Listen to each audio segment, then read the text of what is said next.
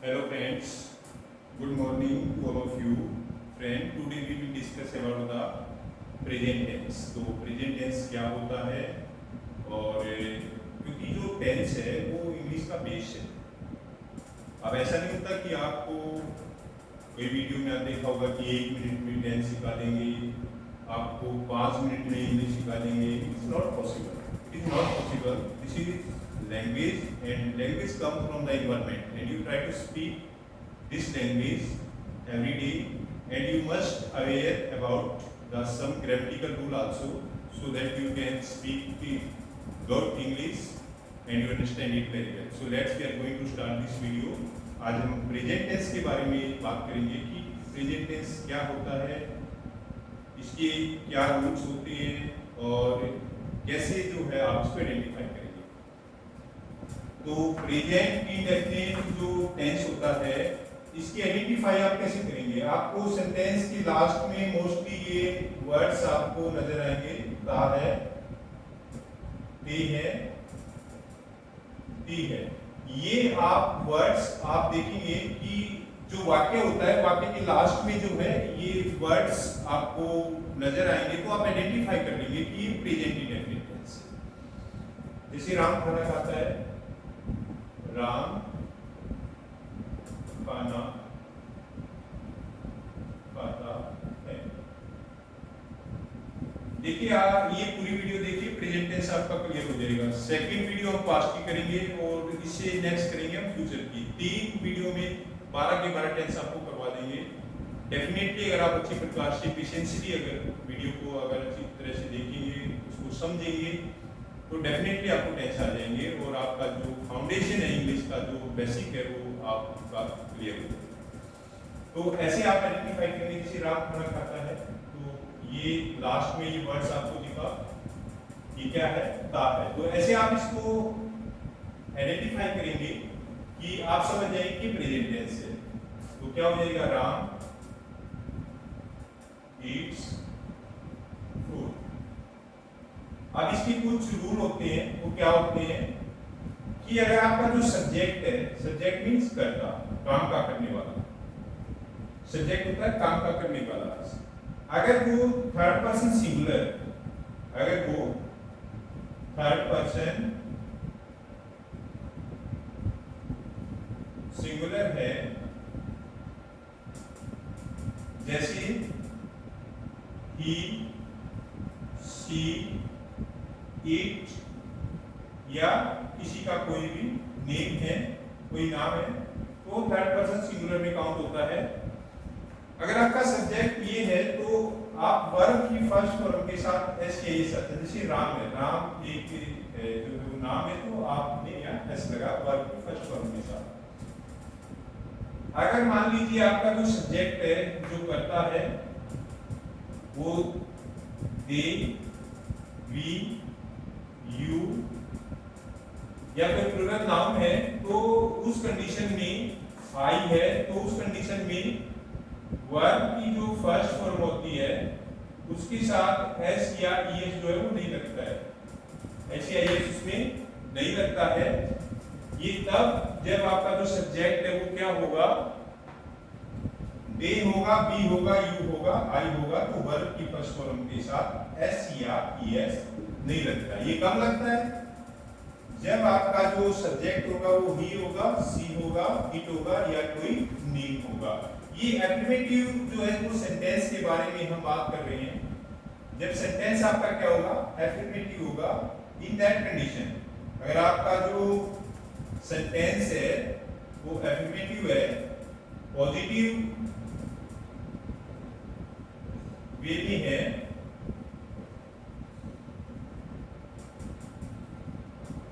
Affirmative है, इन that condition जो हमने आपको रूल्स बताए हैं कि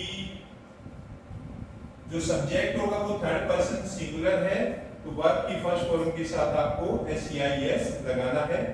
अदरवाइज जो है अगर जो सब्जेक्ट है वो फर्स्ट पर्सन है, सेकंड पर्सन है या थर्ड पर्सन जैसे दे है, उस कंडीशन में एस या एस नहीं लगेगा।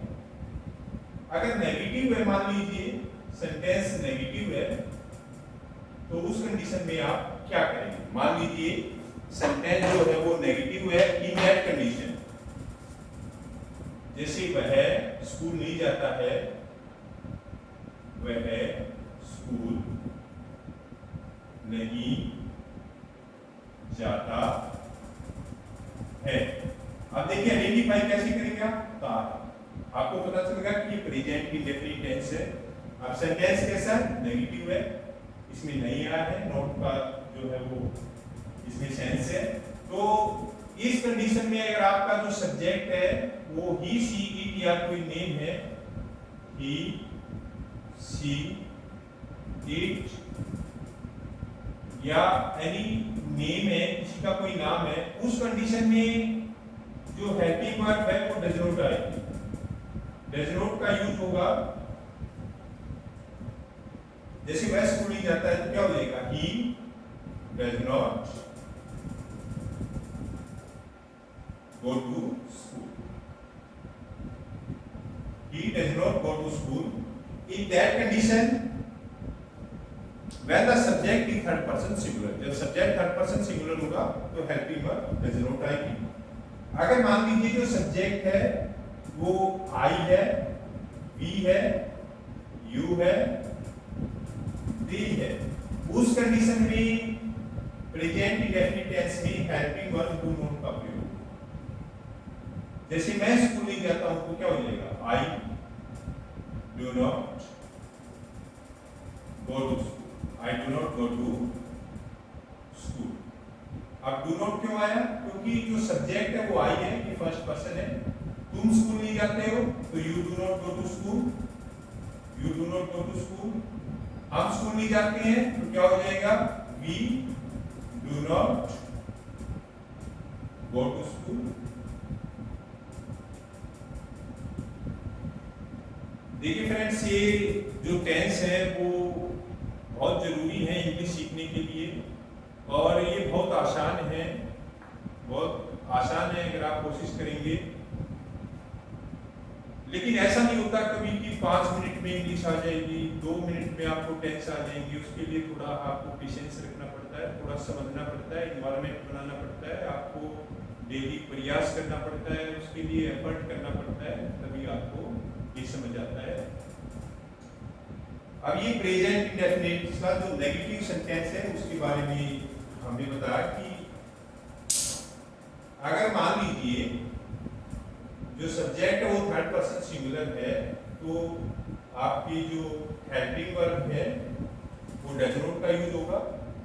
एक बार हम रिवाइज कर देते हैं, आपको आप समझ जाएंगे कि आइडेंटिफाई आप कैसे करेंगे, इसकी पहचान आप कैसे करेंगे। एक बार रिवाइज कर देते हैं आपको। भाई प्रेजेंट इंडेफिनिट टेंस है, आप कैसे पहचानेंगे प्रेजेंट इंडेफिनिट टेंस? ये यूनिवर्सल ट्रूथ को इंडिकेट करता है।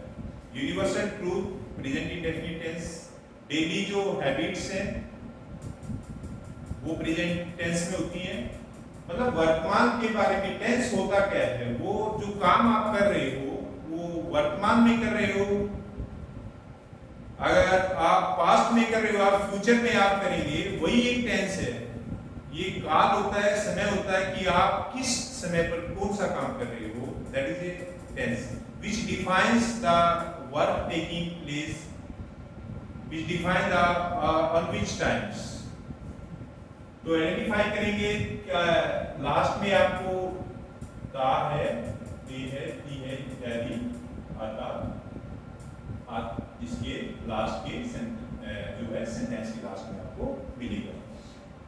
अब एफर्मेटिव अगर जो है वो वाक्य है आपका एफर्मेटिव है, एफर्मेटिव है और सब्जेक्ट आपका ही, शी, इट या कोई नाम है, उस कंडीशन में जो वर्ब की फर्स्ट फॉर्म होती है, वर्ब की फर्स्ट फॉर्म के साथ एस या ईएस का यूज होता है। अगर आपका सब्जेक्ट जो है वो आई, वी, यू, दे या कोई प्लूरल नाउन है, उस कंडीशन में एस या ईएस का यूज नहीं होता है। एफर्मेटिव सेंटेंस में अगर सेंटेंस नेगेटिव है और आपका जो सब्जेक्ट है वो ही, शी, इट, एनी नेम, उस कंडीशन में जो हेल्पिंग वर्ब है वो डज नॉट का यूज होता है। डज नॉट का यूज करते हैं जब सेंटेंस कैसा होगा, नेगेटिव होगा। In that condition we use the helping verb does not. और अगर आपका subject I, we, you, they है तो हेल्पिंग वर्ब डू नॉट का यूज होगा। ये नेगेटिव है। इंटेरोगेटिव के अंदर क्या होगा, इंटेरोगेटिव जो सेंटेंस होता है लास्ट में क्वेश्चन मार्क करता है सेंटेंस के, उसमें क्या होता है कि डू नॉट, डू और डज जो होता है वो सब्जेक्ट से पहले आ जाता है। जैसे एक सेंटेंस हम बनाते हैं, क्या भी खाना खाते हैं, डू दे ईट फूड। क्या वह खाना खाता है, does he eat food.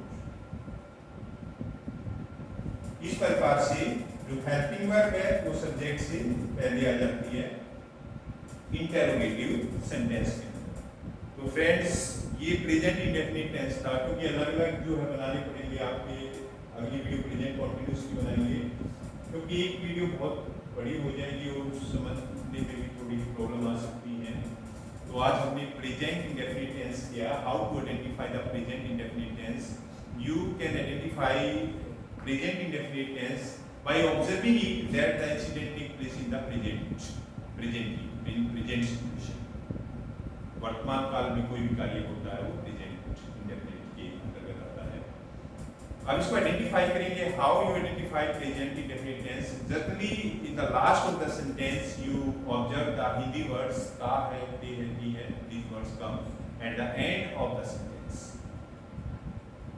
and how to make the English translate in English the Hindi sentences, that if the subject is third person singular just like he, she, it, any name, and the sentence is affirmative, in that condition we use the helping verb first form of the verb and use s and es with the first form of the verbs if the subject is he, she, it, any name. If the subject is I, we, you, they, any plural noun, in that condition we don't use s and es with the first form of the verb. If the sentence is negative, in that condition and the subject is he, she, it, any name, in that condition we use the helping verb does not. And if the subject is I, we, you, and they, in that condition we use the helping verb do not. So if the sentence is interrogative, in that condition we use the helping verb before the subject. So this is about the present indefinite tense। Channel को subscribe कीजिए, video को बार बार देखिए, कोई tense आपको समझ आ जाएगा। तो इस प्रकार से हमने सभी टेंसेस की अलग अलग वीडियो बनानी पड़ेगी, क्योंकि ये काफ़ी लेंथी हो जाएगी, वीडियो बड़ी हो जाएगी और आपको अच्छी तरह समझ नहीं जाएगा। तो आज हम सिर्फ प्रेजेंट इंडेफिनिट टेंस करवाएंगे। I think you understand.